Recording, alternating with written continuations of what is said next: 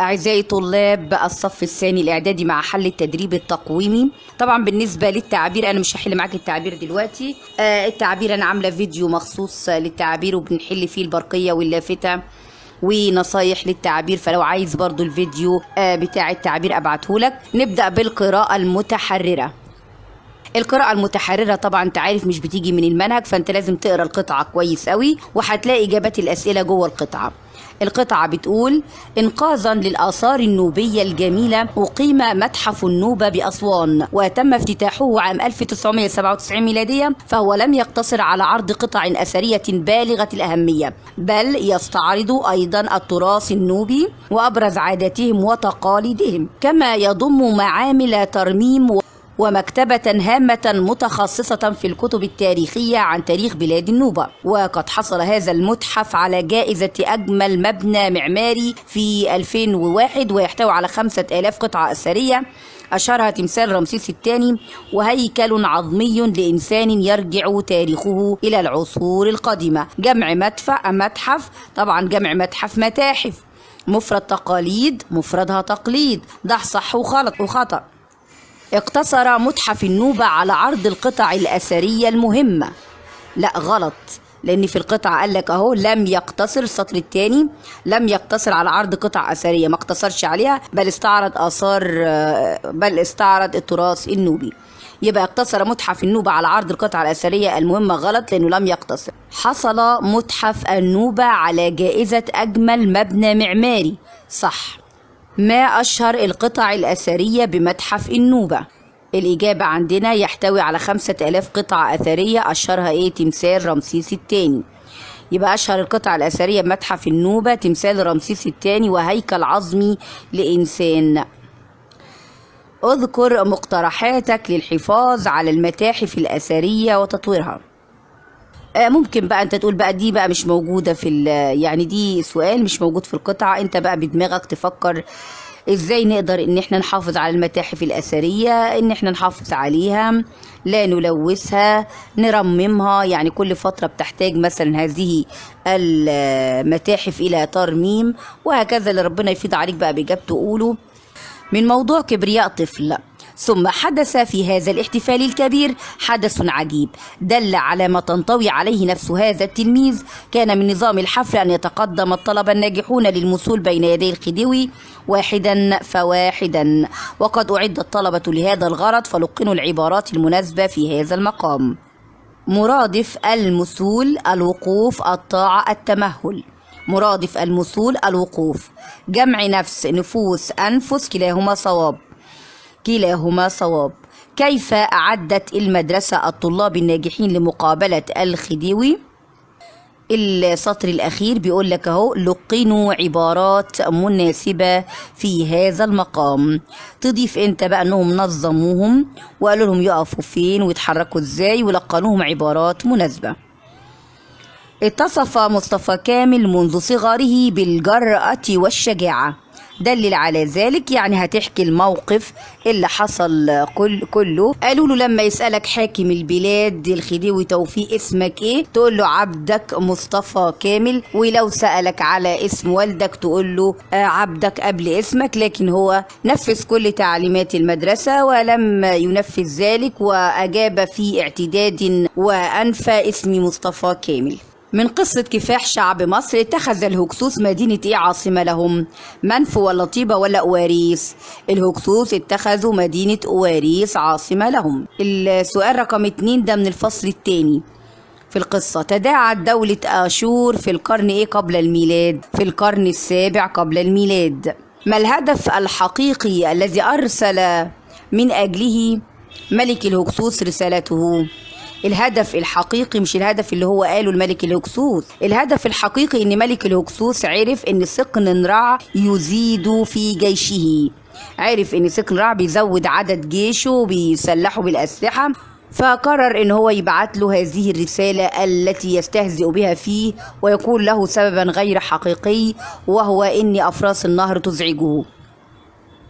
السؤال الثاني من الفصل الثاني في القصة.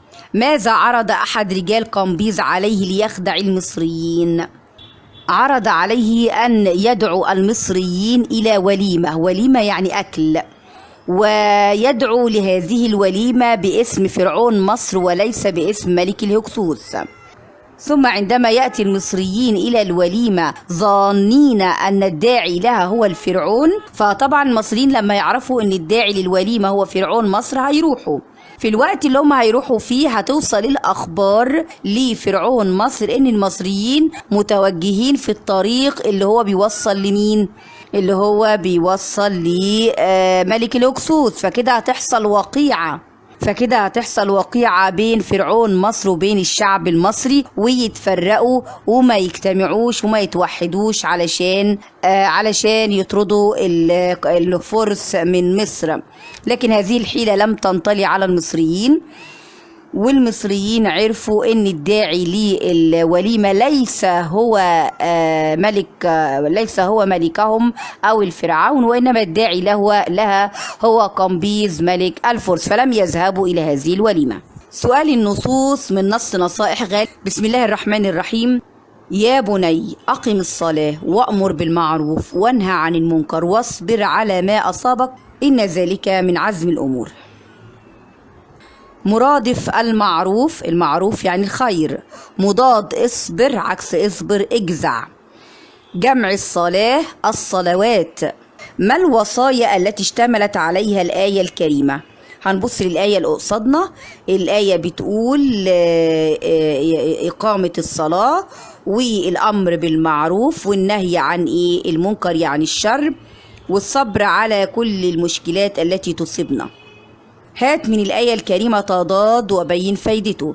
التضاد بين كلمة أؤمر وإنهى، لأن الأمر عكسه النهي. لما أقول لك ذاكر عكسها أقول لك ما تذاكرش، فأمر عكسها إنهى، والمعروف عكسها المنكر. نقدر نقول إن تضاد هنا بين جملة وجملة، أؤمر بالمعروف والمضاد بتاعها إنهى عن المنكر.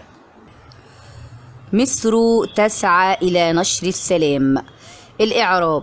مصر نعربها إيه؟ طبعا علشان تعرب لازم تحدد هي الكلمة اسم ولا فعل. مصر اسم ولا فعل؟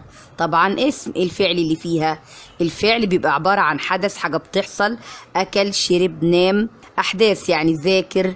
إنما مصر اسم. طيب اسمه بادئ بالجملة، اسم وبادئ به الجملة بنعربه إيه؟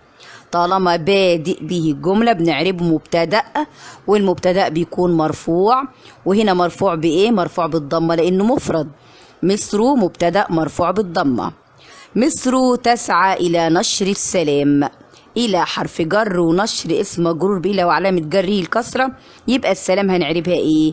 السلام اسم وهو معرفة معرف بالألف واللام، وقبله كلمة نشر اسم نكرة، يبقى السلام نعربها إيه؟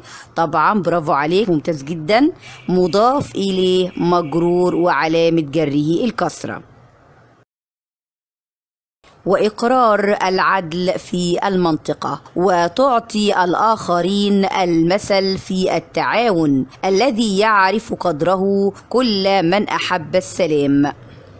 يعرف قدره كل من أحب السلام. نعرف كل إيه؟ عشان أعرف كل أوصل لبداية الجملة. بداية الجملة هي جملة فعلية. يعرف فعل مضارع. الفعل لازم أشوف الفاعل بتاعه فين. يعرف قدره كل. مين اللي يعرف؟ اللي يعرف كل، يبقى كل فاعل مرفوع بالضمة. من أحب السلام. السلام اسم ولا فعل؟ السلام اسم. بادئ بالجملة؟ لا، قبله إيه؟ قبله أحب.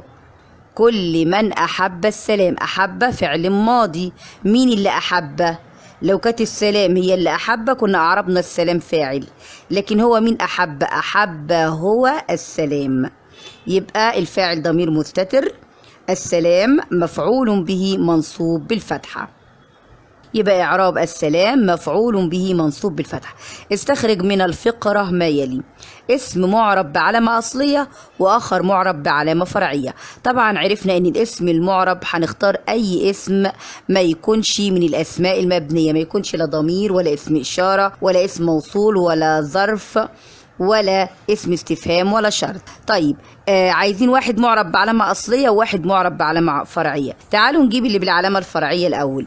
الأسماء المعربة بعلامة فرعية هي المثنى أو جمع المذكر السالم أو الأسماء الخمسة، عارفين الأسماء الخمسة أب أخ حم فوزو، هي دي، أو الجمع المؤنث السالم المنصوب فقط، أو لو لقيت جمع مؤنث سالم منصوب. طب عندنا إيه هنا في القطعة؟ يلا دور معايا نشوف الشاطر اللي هيطلع الاسم المعرب بعلامة فرعية. عندنا هنا جمع مذكر سالم في القطعة، مين طلعه؟ جمع مذكر السالم بينتهي بواو ونون أو ياء ونون مكسور ما قبلها، يعني بضيف على المفرد. عندي مثلا المفرد مثلا، عندي المفرد مثلا كلمة مسلم، فأكتب كلمة مسلم زي ما هي وأضيف لها يا واو ونون يا ياء ونون. فالكلمة لو مرفوعة أقول مسلمون مرفوعة بالواو، الاسم لو منصوب أو مجرور أقول مسلمين وأضيف الياء ونون وأكسر ما قبلها. في هنا جمع مذكر سالم منصوب، فينه؟ برافو عليك. وتعطي الآخرين، فالآخرين المفرد بتاعها الآخر، الآخرين هنا جمع مذكر سالم منصوب بالياء.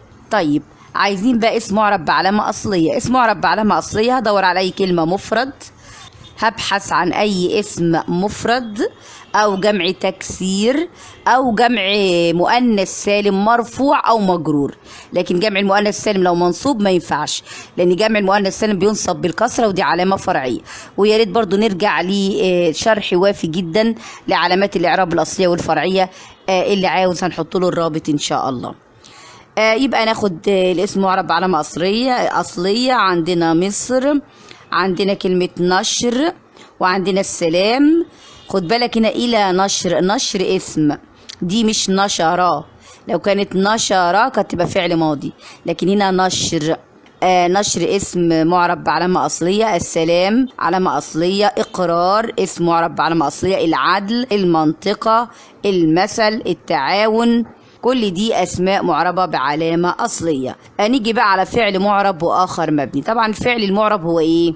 الفعل المعرب يعني هتدور على فعل مضارع لم يتصل به لا نون النسوة ولا إيه؟ ولا نون التوكيد. فين الفعل المضارع اللي ما اتصلش به لا نون النسوة ولا نون التوكيد؟ طبعا هو الفعل المضارع غالبا ممكن يبقى أوله يه. لما تدور في القطعة على فعل دور على أوله يه، عشان بيبقى غالبا هو فعل مضارع، غالبا لكن مش على طول. أنا عندي كلمة يوم، يوم أولها يه لكن ما يش فعل، يوم ظرف زمان أو اسم يعني. يبقى بدور الأول على كلمة أولها يه عشان دي هتبقى غالبا فعل مضارع. ما لقيتش بدور على أولها ت عشان برضو أبقى متأكد إنها فعل مضارع. فعندك كده برافو عليك كلمة يعرف، الذي يعرف، يعرف فعل مضارع. هو ما طلبش علامة إعراب، بس لو قال لي علامة إعراب أقول له مرفوع بالضمة. عندك مصر تسعى، تسعى فعل مضارع مرفوع بالضمة المقدرة. نيجي بقى للفعل وعندك تعطي برضو مضارع، عندك برضو تعطي مضارع معرب.